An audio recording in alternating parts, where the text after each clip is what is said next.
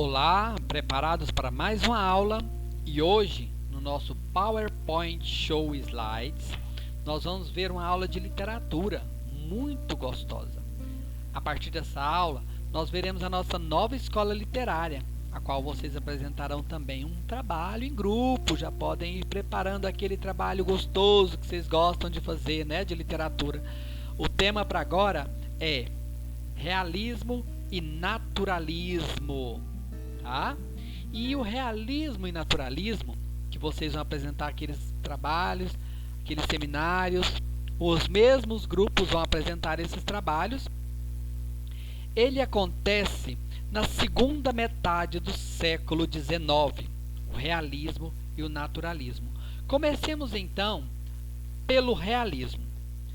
Os movimentos literários do realismo e naturalismo surgem na Europa em meados do século XIX. O marco inicial do realismo foi a publicação da obra de Madame Bovary em 1857, de Gustave Flaubert. Já o naturalismo tem início em 1867, 10 anos depois, quando foi publicado o romance de Thérèse Raquin, de Émile Zola. Os objetivos das duas tendências estão na contraposição do romantismo, o resgate do objetivismo e também a apreciação da descrição detalhada. O realismo e o naturalismo negam, de todas as formas, a fuga da realidade. Eles são contrários, eles contam o que realmente acontece. E são contrários ao romantismo. Apontam falhas, propõem mudanças de comportamentos humanos e das instituições, e ainda substituem os heróis por pessoas limitadas e comuns como nós mesmos, a realidade do dia a dia. Assim, tanto o realismo quanto o naturalismo sugerem a representação ou a apresentação fiel da realidade dos nossos dias. Em 1865, aconteceu uma questão chamada Questão Coimbra, que deu início ao realismo em Portugal, com a Questão Coimbra. Já em 1890, aconteceu a obra de Oaristos de Eugênio de Castro, dando início do simbolismo em Portugal. Escola essa que será a nossa próxima escola a ser estudada. Por enquanto, ficaremos em 1865 com a Questão Coimbra, que deu início ao realismo em Portugal. Vejamos. Contexto histórico. O que acontecia nesta época? Estou fazendo um resumo geral e depois passarei os slides para que vocês possam acompanhar comigo tudo o que eu estou falando em primeiro momento. O contexto histórico, a época do realismo, a obra vive a segunda fase da Revolução Industrial, com o desenvolvimento dos transportes e comunicações, e assiste à polarização da sociedade em duas classes sociais principais: a burguesia industrial e o proletariado. É um período que registra, entre outros, os seguintes acontecimentos. O contexto histórico é tudo aquilo que acontecia durante o surgimento dessa escola literária. Em Portugal, foi apresentado o progresso definitivo das cidades, os avanços científicos e tecnológicos, desenvolvimento de novas correntes filosóficas e científicas, renovação política e cultural influenciada pelas ideias liberais da época, disseminação das ideias socialistas e anarquistas. Portugal apresenta um panorama diferente do restante da Europa.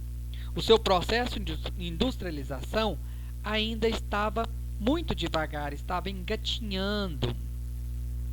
Há elevados índices de analfabetismo nessa época e a maior parte da população vivia no campo, onde a prosperidade da burguesia rural entra em choque com péssimas condições de vida para os camponeses.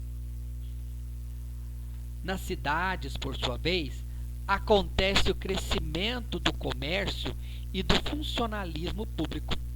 Esses ou essas entram em contradição com a vida no campo e nas cidades. Juntamente com as desigualdades sociais, cria um clima de descontentamento generalizado que terá consequência nas artes e na cultura. A essa altura, influenciadas pelas novas conquistas europeias, os artistas voltam-se então para a crítica e a denúncia social. O acontecimento mais importante da cultura portuguesa da época foi a questão Coimbra, que se tornou um marco da renovação ideológica e literária por ser uma polêmica entre os jovens realistas de Coimbra, identificados com as propostas novas, e os românticos de Lisboa, conservadores e adeptos do continuismo, que queriam dar continuidade. Em Lisboa, o veterano Antônio Feliciano de Castilho escreve um pós-fácio, que é uma pequena obra, a obra Poema da Mocidade, de Pinheiro Chagas, seu discípulo das letras. Esse pós-fácio ataca violentamente o ideário, o ideal da geração de 70. Instaura-se então abertamente a rivalidade de Coimbra, Antero de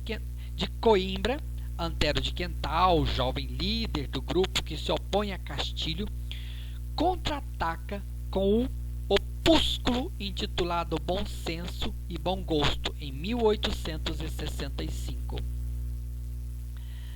Estava deflagrada a questão Coimbra então, que se tornou também conhecida como polêmica de bom senso e de bom gosto. Foi responsável pela introdução do realismo e do naturalismo em Portugal. Essa de Queiroz não participou da polêmica, embora estudasse direito em Coimbra. Questão Coimbrã é um nome e Coimbra é uma cidade. Mas essa de Queiroz foi o integrante do grupo do Cenáculo, liderado por Antero de Quental, e participou mais tarde das conferências democráticas de Cassino Lisbonense, proferindo a conferência A Literatura Nova ou o Realismo como uma nova expressão de arte. As origens do realismo e do naturalismo.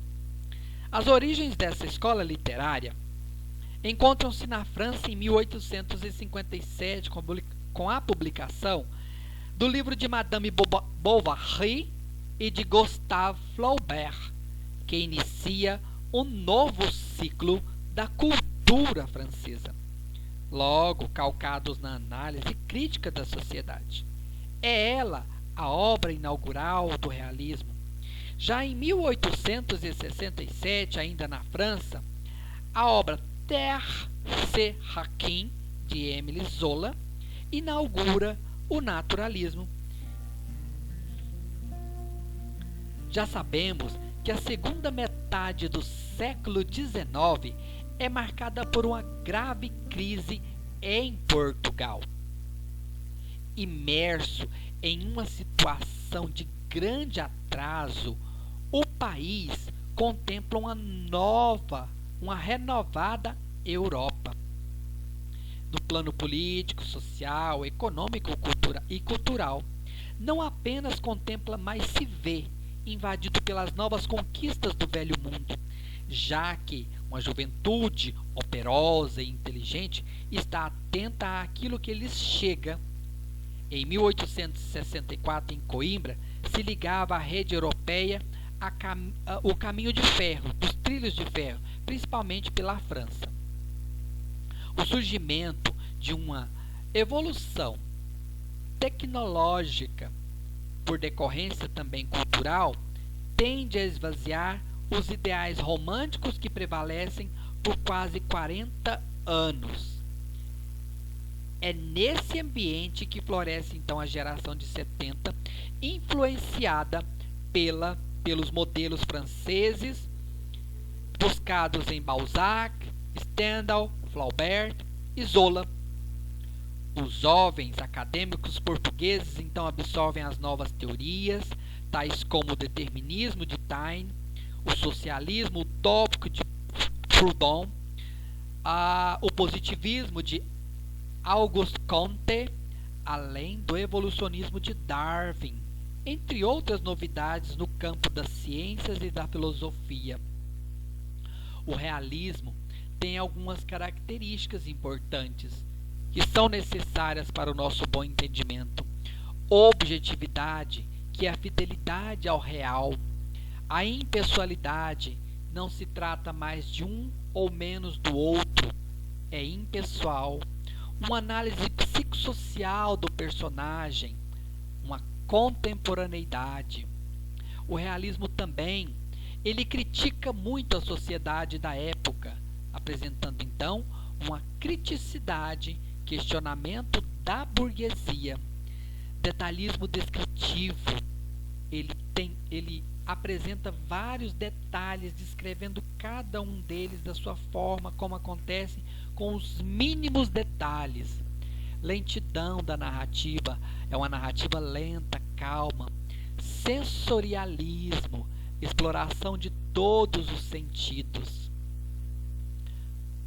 E por aqui nós ficaremos nesta aula sobre o realismo. Voltaremos na próxima aula com o naturalismo e suas características e a sua origem, o seu contexto histórico. Lembrando que o realismo e o naturalismo, eles andam juntos, eles caminham juntos. Não há que se falar apenas em naturalismo separado de realismo e nem de realismo separado de naturalismo. Até a próxima aula. Um abraço, fiquem com Deus.